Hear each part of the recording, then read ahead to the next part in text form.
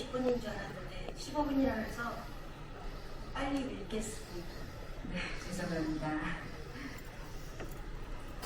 안녕하세요. 저는 성동구에 위치한 아동양육시설 원장 이소영입니다.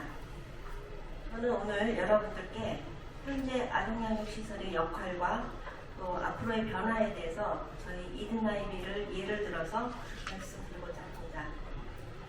제가 이든아이비에서 처음 일하기 시작한 1990년대에는 영아원이었습니다. 영아원은 0세에서 만 3세까지만 생활하는 곳으로 3세가 지나면 3세 이상 아동이 생활하는 시설로 가서 살았는데 2000년부터 서울시 정책이 바뀌어서 영아원의 기능을 없애고 아동양육시설로 기능을 통합하여 0세부터 만 18세로 퇴소할 때까지 한 곳에서 생활을 할 수 있게 돼서 강제로 아이들이 분리되는 일이 없어져서 다행스럽게 생각했습니다. 큰 아이들이 있는 시설로 보내지는 날 3살밖에 안 된 아이들이 울부짖으며 보육사에게서 안 떨어지려고 옷소매를 붙들고 불안해하고, 그러나 결국에는 강제로 떼어져서 가야 하는 눈물의 생이별 순간은 마치 슬픈 영화의 장면 같았는데 더 이상 그런 분리불안을 아이들이 겪지 않아도 되었기 때문입니다. 그만큼 아이들에게 분리에 대한 불안은 큰 상처입니다. 부모에 의해 메이박스에 유기되고 방임과 학대로 고통받는 상황이 있는 한 시설의 필요성은 있다고 봅니다. 시설에 대한 부정적인 생각보다 현실적인 방법으로 시설에 살고 있는 동안 적극적으로 치유와 치료를 진행함과 동시에 입양이나 원가족 복귀나 결연 가정을 통해 최대한 가정에서 또는 가정과 같은 환경에서 안정적으로 자랄 수 있도록 최선을 다해야 한다고 생각합니다. 이런 의미로 이든아이빌이 가장 역점을 두고 있는 것은 다음과 같습니다. 첫째는 입양, 둘째 원가족 복귀, 셋째는 1:1 멘토 멘티 만들기, 넷째 해소한 아이들과의 지속적인 소통입니다.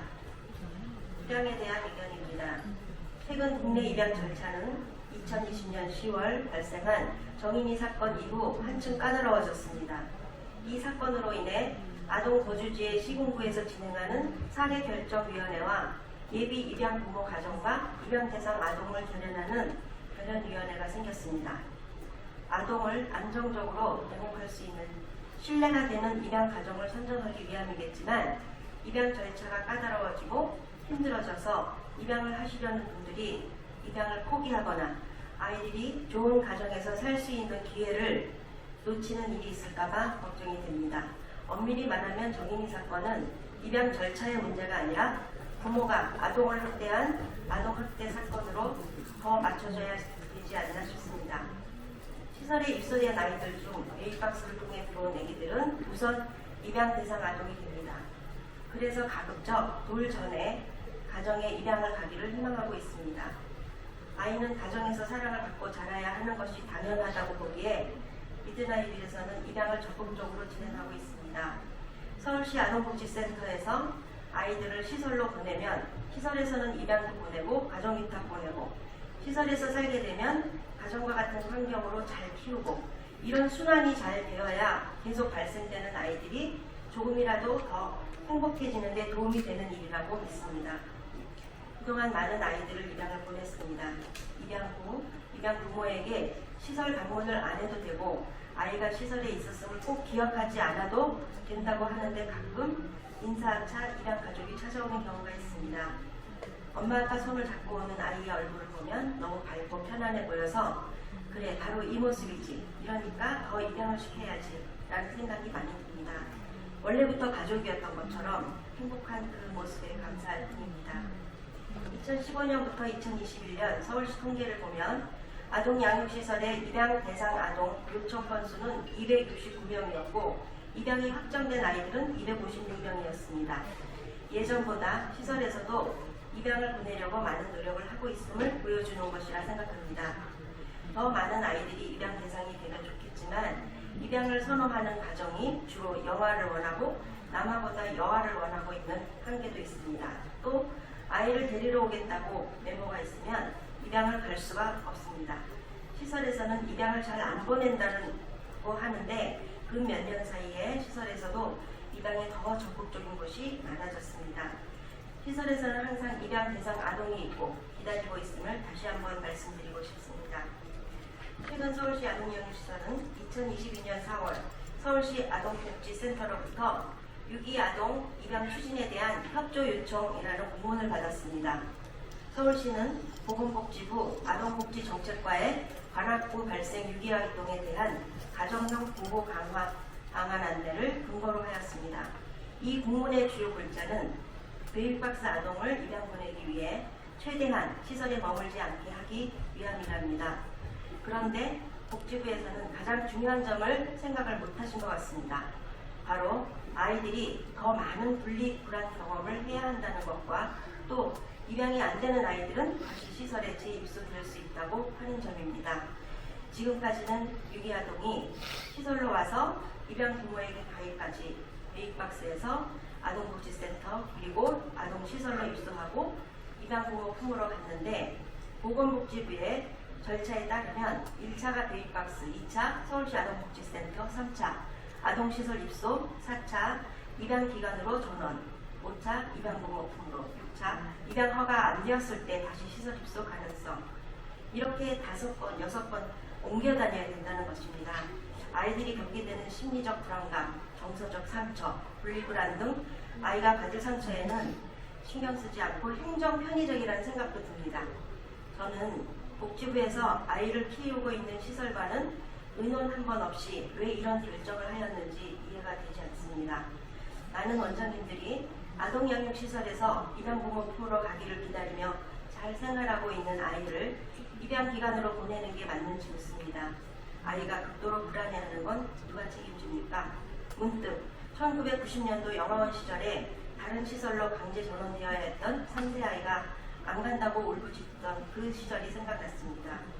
그리고 입양기관으로 인도하기 곤란한 예외 사정의 경우에는 시설 보호 조치나 가정위탁 보호를 한다고 되어 있습니다. 그 예외 사정의 경우는 무엇일까요? 누구는 입양기관으로 보내고 누구는 시설에 남아있어야 한다는 것은 혹시 아동 인권에는 관계가 없을까요? 아이를 돌보고 있는 시설에서는 왜 아무것도 모른 채 통보를 받아야 하는 건지 납득이 안 갑니다. 결국 시설에 보내지는 이유는 입양 아동에 대한 출생신고 진행과 후견인 지정이 필요해서이고 입양이 안 되면 다시 시설로 보내지고 시설에서는 건강상이나 다른 사정으로 입양이 불가능하거나 입양 허가를 받지 못해 되돌아온 아이들만 돌보라는 뜻으로 이해가 됩니다. 지금 현재 이든아이빌에서는 아이 입양을 진행하며 예비 부모가 시설에 와서 생활지도원이 보는 가운데 아기 분유 먹이기, 목욕시키기, 안아주기, 이유식 먹이기 등등의 실습을 진행하며 안정적으로 부모 교육을 받고 있습니다. 그러면서 아이와 라포 형성도 하고 저희도 그 입양 부모와 관계 형성이 되어 입양 후에도 아이 소식을 전해 듣고 입양 부모가 궁금한 점도 알려주고 그 부분을 서로 고맙게 생각하고 있습니다. 이런 과정이 입양하려는 부모에게 필요한 것이 아닐까요? 그런데 아이가 살던 곳에서 나와서 낯선 입양기관으로 간다니 황당합니다.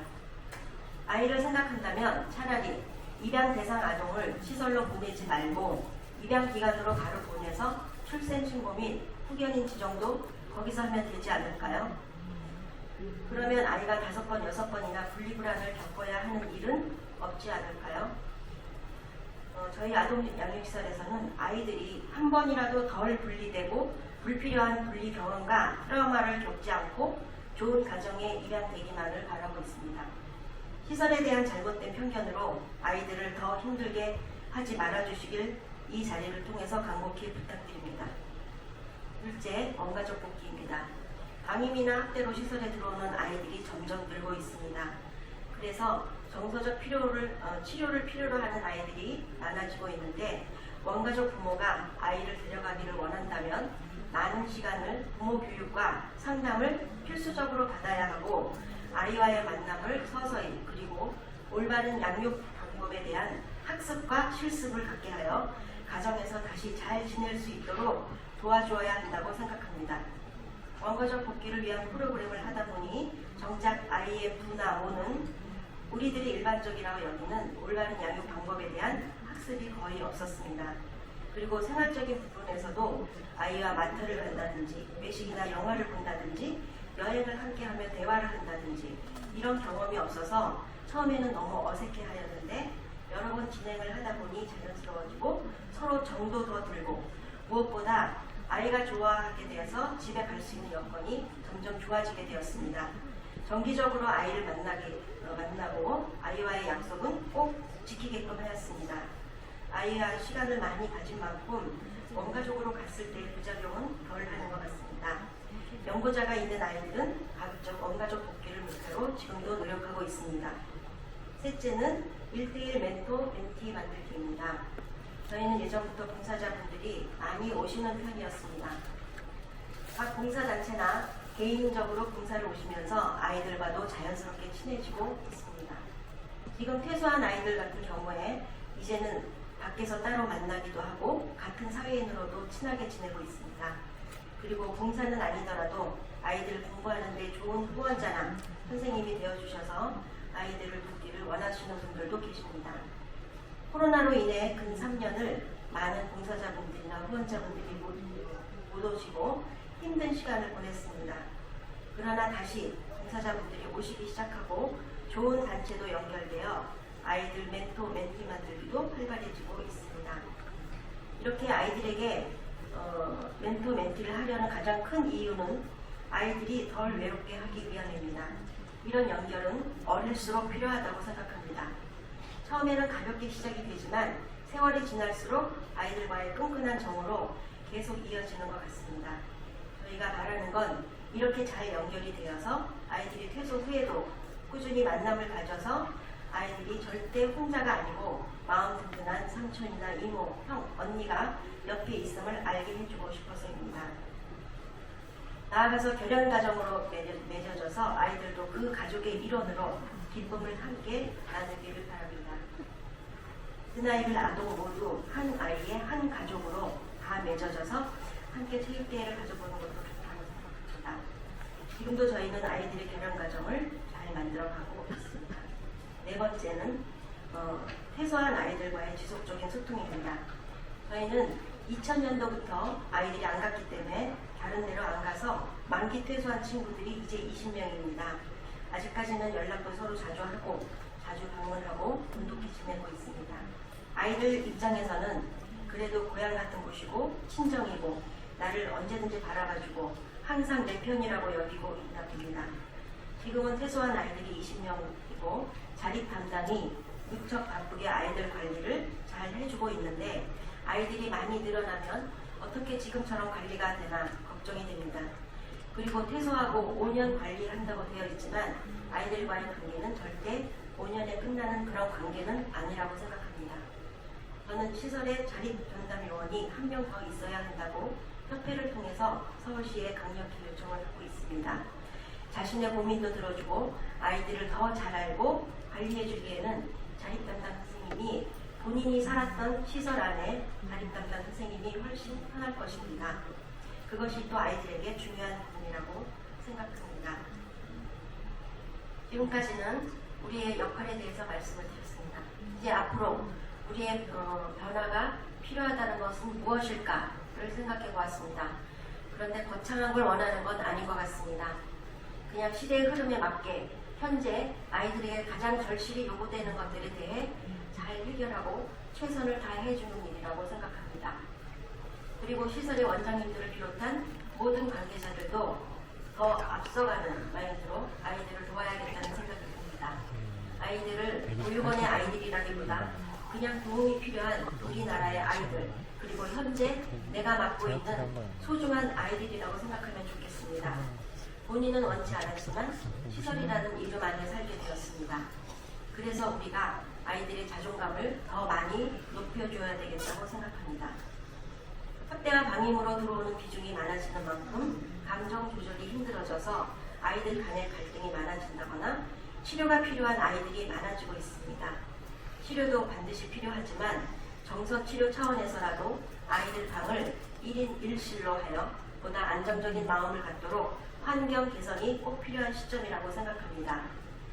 이드나이빌은 2011년 새로 집을 지으면서 거의 1인 1실로 하고 있는데 훨씬 아이들에게 도움이 되고 혼자서 방을 쓰니 아이들 만족도도 높습니다. 물론 그래도 정서 치료는 필요합니다. 아이들이 안정감을 갖는데 훨씬 도움이 된다는 말씀입니다. 그래서 저는 다른 아동시설들도 아이들을 위하여 1인 1실로 리모델링 할 수 있도록 정부에서 지원을 해주시면 감사하겠습니다. 그리고 더 전문적이고 세심하게 아이들을 보기 위해서 생활지도원 1명이 돌봐야 하는 7세 이상 아동을 현재 7명에서 5명 미만으로 줄여야 하고 시설에 배치되어야 하는 의학적 전문 인력도 있어야 된다고 생각합니다. 요즘 국적 만기 퇴소 후 아이들에게 많은 지원을 하고 있습니다. 물론 감사한 일입니다.